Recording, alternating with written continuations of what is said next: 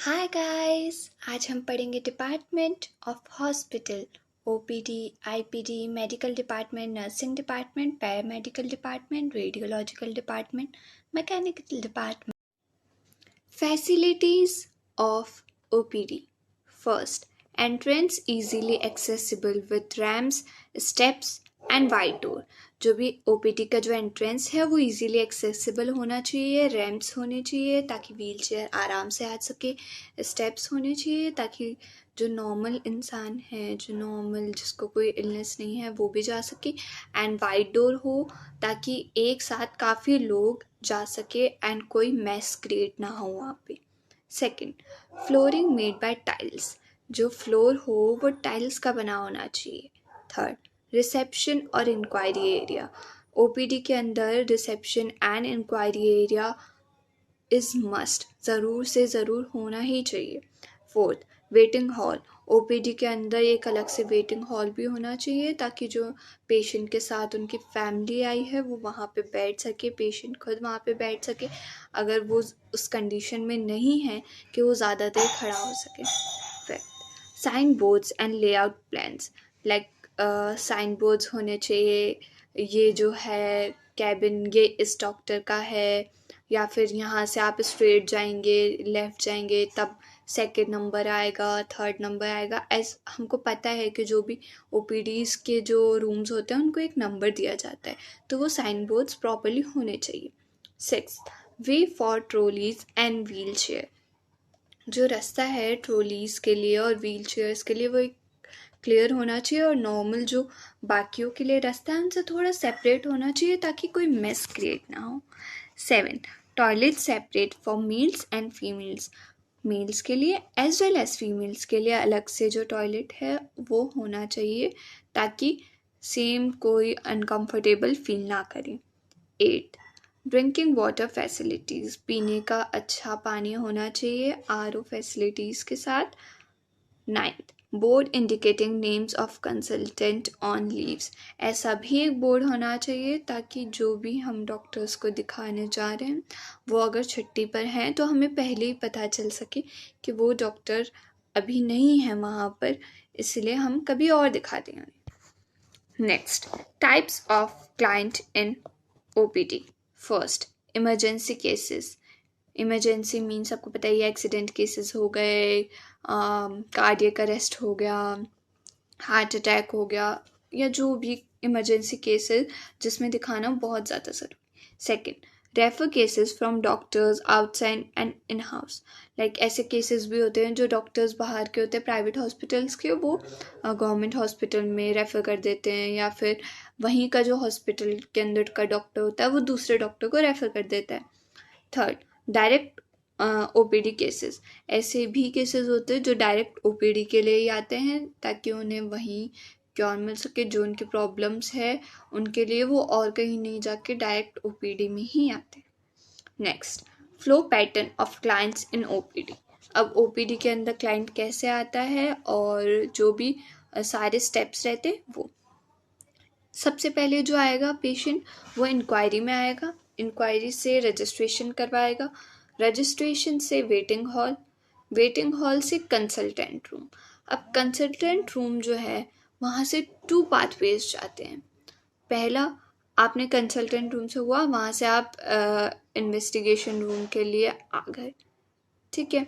वहाँ पे जो भी आपके ब्लड टेस्ट होने थे या फिर जो भी डॉक्टर्स ने आपको बोला वहाँ से आपने ब्लड टेस्ट करवाया एंड देन आपने एग्जिट कर लिया। सेकंड यहाँ पे होता है कि आप आईपीडी में, क्योंकि जो भी ओपीडी का डॉक्टर था, कंसल्टेंट था, उसने आपसे कहा कि आप रुकिए, आपका जो भी प्रॉब्लम है आपको एडमिट करना पड़ेगा 4-5 दिन के लिए। तब आप वहाँ पे गए, आप 4-5 दिन आईपीडी में रहे, देन आप फार्मेसी के पास गए ताकि आप अपनी जो भी मेडिसिन जो डॉक्टर ने प्रिस्क्राइब किए वो ले सके, एंड देन आपका एग्जिट होता है। 2 तरीके से एग्जिट हुआ। कंसल्टेंट ने पहले तो आपको नॉर्मल दवाई, क्या आप ठीक हैं, मतलब नॉर्मल इलनेस है, आप दवाई लीजिए और क्योर हो जाएगा, इन्वेस्टिगेशंस करवाइए, ब्लड टेस्ट करवाइए एंड अभी जाइए। सेकेंड चीज़ होता है कि आप अभी एडमिट हो जाइए, उसके बाद में जब आप 4-5 दिन एडमिट रहते हैं फार्मेसी में जाइए और फिर एग्जिट। उसके बाद में जो यूजुअल प्रॉब्लम्स है जो हमें ओपीडी के अंदर फेस करनी पड़ती है, सबसे पहले lack of punctuality of starting of OPD. जो भी ओपीडी होता है, हमने काफ़ी अक्सर देखा है कि डॉक्टर्स यूजुअली काफ़ी लेट आते हैं, तो इस वजह से ओपीडी काफ़ी लेट स्टार्ट होता है। इस वजह से बहुत ज़्यादा मेस क्रिएट हो जाता है कई बार। Second, less of appointment system. Same जो भी लाइंस होती हैं वहाँ पे बिल्कुल मैनेज नहीं होती है, कहीं से भी किसी को इश्यूज हो रहे होते हैं, सफोकेशन इश्यूज आ जाते हैं इस वजह से, मेस की वजह से। Third is missing files. OPD के अंदर फाइल्स काफ़ी मिस हो जाती है, इतने सारे लोग होते हैं वहाँ पे, बंच में लोग आते हैं कि फाइल्स को मैनेज करने के लिए प्रॉपर एक सिस्टम नहीं होता। तो मेन प्रॉब्लम जो आती है वो फाइल्स के मिसिंग होने की आती है। Fourth, non availability of laboratory result.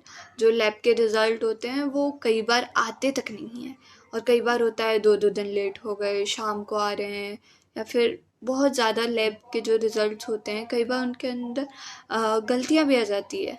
इतने सारे ओपीडी के जो मतलब लोग होते हैं, इस वजह से जो ब्लड टेस्ट ट्यूब्स होती है वो एक्सचेंज हो जाती है, या फिर कंप्यूटर में एंट्रीज गलत हो जाती है।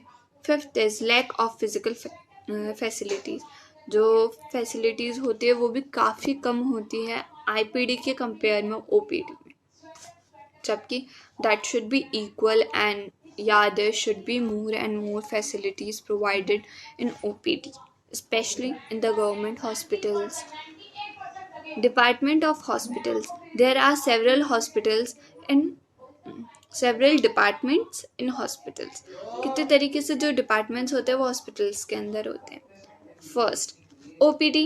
Second, IPD, medical department, nursing department, paramedical department, OT department, OT operation theatre, pharmacy department, radiological department, dietary department, mechanical department, etc. First, OPD department. OPD means outpatient department. Most hospitals have a OPD. The advantage of OPD is to investigation. Investigation का मतलब यहाँ पे क्या है कि जो भी problems है किसी पेशेंट को, जो भी, तो उसका जो भी लाइक ट्रीटमेंट है, क्यों हो रहा है, इस सब को देखने के लिए, like normal blood test. First time जब भी कोई पेशेंट आता है विदाउट एनी सीरियस कंडीशन, अगर कोई इमरजेंसी केस नहीं है, तो पहले ओपीडी में जाता है ताकि उसका ट्रीटमेंट और जो भी इन्वेस्टिगेशंस है वो सारी कंप्लीट हो सके। उसके बाद में अगर किसी को, डॉक्टर को नीड लगती है कि उसे एडमिट किया जाना चाहिए, तभी उसे आईपीडी के अंदर शिफ्ट किया जाता है या फिर इमरजेंसी में शिफ्ट किया जाता है। क्यूरेटिव वर्क और treatment can be done without admitting client. So या जो ओपीडी है इसके अंदर ट्रीटमेंट जो होता है वो विदाउट क्लाइंट को एडमिट किया जाता है। जो भी उसे मेडिकल जो मेडिसिन होती है और सिरप्स और इंजेक्शंस, ये सब जो उसे प्रिस्क्राइब किए जाते हैं, ये उसे बिना एडमिट किए जाते इन ओपीडी। ओपीडी, जैसे मैंने बताया, is the first point of the contact in the hospital, so the best impression must be given. OPD के अंदर बेस्ट इम्प्रेशन जाना चाहिए। कोई वहीं से पेशेंट आपके बारे में सोचने लगता है कि लाइक ये हॉस्पिटल कैसा है, अगर डॉक्टर्स एंड नर्स अगर रूड है तो वो समझने लग कि no, this is not the hospital जहाँ मुझे आना चाहिए था। Now activities in hospital. OPD, OPDs के अंदर जो जो एक्टिविटीज़ होती है, तो क्या क्या होता है एक ओपीडी के अंदर? कंसल्टेशन होता है पेशेंट का। सबसे पहले तो जो भी है, सबसे पहले वो डॉक्टर के पास जा रहा है तो डॉक्टर से जो भी पेशेंट अपनी प्रॉब्लम्स बताएगा और डॉक्टर से कंसल्ट करेगा जो भी उसे इश्यूज आ रहे हैं सब। Second, investigation of problems. जो भी उसकी प्रॉब्लम्स उसने बताई, उसके बाद में डॉक्टर को क्या लगता है कि ये सारे सिम्टम्स किस चीज़ के हैं, तो वो उस चीज़ को इन्वेस्टिगेट करेगा। उसके बाद में सेरेब्रल प्रोसीजर करेगा। सेरेब्रल प्रोसीजर यहाँ पे इसका मतलब क्या है कि ऐसे प्रोसीजर जो कि उस टाइम पे नीडेड है, दवाई देनी है, मेडिसिन प्रोवाइड करनी है तो मेडिसिन प्रोवाइड करेगा, आईपीडी में शिफ्ट करना है तो आईपीडी में शिफ्ट करने का बोलेगा। इफ़ उसको सडनली इंजेक्शन की ज़रूरत है तो वो इंजेक्शन प्रिस्क्राइब करेगा, ठीक है। Then provide preventive and promotive health care to all about all type of patient, like ऐसे हेल्थ को प्रमोट करेगा, आपको क्या खाना चाहिए क्या नहीं खाना चाहिए, आप इस जो भी आपको इलनेस है आप इसको कैसे प्रिवेंट कर सकते हो आगे बढ़ने से। लाइक डायबिटीज़ पेशेंट है तो उसे कैसे बता सकते हो कि आप ये चीज़ नहीं आपको कंज्यूम करनी है, आपको ज़्यादा वाटर कंज्यूम नहीं करना है, आपको मीठा कंज्यूम नहीं करना है, आपको ओवर सॉल्ट कंज्यूम नहीं करना है, ये सब। उसके बाद में वो हेल्थ एजुकेशन प्रोवाइड करता है कि लाइक आपको ऐसा खाना खाना चाहिए, आपको हेल्थ मैनेजमेंट का ध्यान रखना चाहिए, आपको एक्सरसाइज करनी चाहिए ना। Provide counselling such as parental family planning counselling about child care, जो ओपीडी के अंदर है वो फैमिली प्लानिंग के बारे में बताना चाहिए। लाइक आपने सुना होगा बच्चे दो ही अच्छे, एंड इस टाइप की जो भी फैमिली प्लानिंग से रिलेटेड चीज़ें होती हैं, to use contraceptives and all these things to be like satiric and about these things कि आपको फैमिली प्लानिंग कैसे करनी चाहिए, अपने जो चाइल्ड है उसकी केयर कैसे करनी चाहिए, उसके हेल्थ के बारे में भी बताया चाहिए। उसके बाद में location of OPD in hospital, जो भी आइडियल लोकेशन होनी चाहिए हॉस्पिटल की ओपीडी में वो क्या होनी चाहिए। First, OPD should be located at the entrance of the hospital, जो कि ओपीडी है वो हॉस्पिटल के एंट्रेंस पे होनी चाहिए क्योंकि पेशेंट सबसे पहले वहीं आता है। Second, it should be separate from in patient area, IPD से इसे काफ़ी सेपरेट होना चाहिए। क्यों? सेम रीज़न है कि दोनों के अंदर सेम होगा तो पता ही नहीं चलेगा हमें ओपीडी क्या है, एंड आईपीडी के पेशेंट में भी काफ़ी क्योस हो जाएगा, they will be feeling suffocated. Most have easy access to medical radiologist department, laboratory, pharmacy, x ray department, मतलब जो भी डिपार्टमेंट्स हैं इन सब से एकदम कनेक्टेड हो एंड लाइक इजीली एक्सेसिबल हो, ज़्यादा दूर ना हो जिस वजह से ब्लड सैंपल करेक्शन या फिर जो भी प्रॉब्लम ऐसी कोई भी प्रॉब्लम आ सके या फिर कोई भी इश्यूज आ सके। Then facilities in OPD, first easily accessible with ramps, steps and wide door, ये हम पहले कर चुके हैं फैसिलिटीज, सो हो गया। Next is IPD. आईपीडी से पहले पर्सोनेल क्या होते हैं? पर्सोनेल का मतलब होता है medical staff, it can be doctor, it can be nurse, it can be anyone who is working as a medical staff in the hospital. Second, IPD, inpatient department. IPD is an heart of hospital. IPD को heart कहा जाता है hospital का. In which department providing following services such as lodging, diet and medical care. इसके अंदर ये होता है जो भी person admitted है उसका जो भी केयर हो रहा है, उसको अच्छी डाइट प्रोवाइड हो रही है, मेडिकल केयर प्रोवाइड हो रही है, वो सब आईपीडी में होगा। आईपीडी को भी दो जगह में बांटा हुआ है। First is wards and rooms, ICU, isolation wards, पता ही है जब भी कोई एडमिट होता है तो वार्ड्स या फिर रूम्स में होता है। Second is nurse station, dietary services and sanitary facilities and other equipments, ऐसी जगह भी आईपीडी के अंदर ही जहाँ पे नर्सेज फंक्शन करती है, डाइटरी सर्विसेज जहाँ से प्रोवाइड होती है, सैनिटरी फैसिलिटीज़ होती है, वो सब आता है आईपीडी के अंदर। Next is medical department. In medical department provide previous clinical services through various medical wards such as gynecologist, pediatric, psychiatric, in which department includes such as personnel as medical superintendent and various specialized doctor. Medical department, it means all about doctors, gynecologist हो गए, pediatrics हो गए, बच्चों के लिए हो गया, psychiatric is for people who have mental illness or any mental conditions. And जो भी हेड होता है वहाँ का वो होता है medical superintendent. Then nursing department, same medical के अंदर जो हो रहा था वो डॉक्टर्स थे, नर्सिंग डिपार्टमेंट के अंदर it will be all about nurses. जो इसके अंदर ये होता है कि जो भी नर्सेज होती हैं वो आती हैं नर्सिंग डिपार्टमेंट के अंदर और वो लोग भी आते हैं जो नर्सिंग स्टूडेंट्स हैं जिनको ये लोग केयर देते हैं, ठीक है. They provide also provide nursing education to the nursing students and to become professional nurses. ऐसे लोग जो कि मतलब स्टूडेंट्स जो कि अब प्रोफेशनल नर्सेज बनेंगे, उनकी ट्रेनिंग भी नर्सिंग डिपार्टमेंट के जो हेड्स होती हैं, जो सीनियर नर्सेज होती हैं, वो टेक केयर करती हैं. Then personnel includes in nursing departments for nursing care such as nursing superintendent, assistant of nursing superintendent, head nurse, staff nurse, ये सब लोग होते हैं.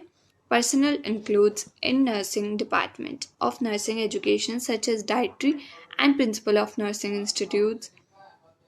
पर्सनल जो होते हैं नर्सिंग डिपार्टमेंट के, वो डायरेक्टरी एंड जो प्रिंसिपल्स होते हैं नर्सिंग इंस्टीट्यूट के, उन्हें फॉलो करते हैं. और इसके अंदर कौन होते हैं? प्रोफेसर्स होते हैं, असिस्टेंट प्रोफेसर्स होते हैं, ट्यूटर्स होते हैं, क्लिनिकल इंस्ट्रक्शन. और क्लिनिकल इंस्ट्रक्टर्स मेनली वो होते हैं जो कि लाइक वर्क कर रहे होते हैं, जो पेशेंट को केयर प्रोवाइड कर रहे होते हैं.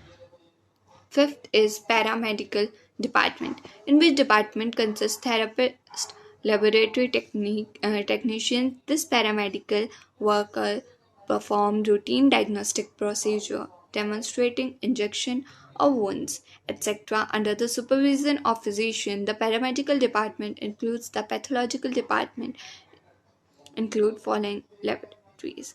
पैरामेडिकल जैसे कि एक्सरेज हो गए या जो भी हमें टेक्नीशियंस की जहाँ पे मदद लेनी पड़े, है ना, तो वो जो डिपार्टमेंट जो भी टेक ओवर होता है वो पैरामेडिकल के. और ये पैरामेडिकल जो भी है ये टू के अंदर डिवाइडेड है, bacteriological laboratory and haematological laboratory. Bacteriological के अंदर स्टडी अबाउट बैक्टीरिया, जो भी बैक्टीरियाज हैं, उनके टॉक्सिन्स हैं, उनके बारे में स्टडीज़ होती हैं. Meteorological laboratories, it is responsible for making haemoglobin determination, coagulation time, मतलब ब्लड कैसे कोएगुलेशन हो रहा है, उसके अंदर वाइट ब्लड सेल्स कितने हैं, स्पेशलाइज्ड ब्लड टिश्यू सेल्स कितने हैं, प्लेटलेट्स कितने हैं, अनीमिया है, ल्यूकेमिया है, जो भी प्रॉब्लम्स होते हैं. सही. देन आता है parasitological laboratories. It study the presence of parasites and ओवर्स ऑफ द पैथोसाइट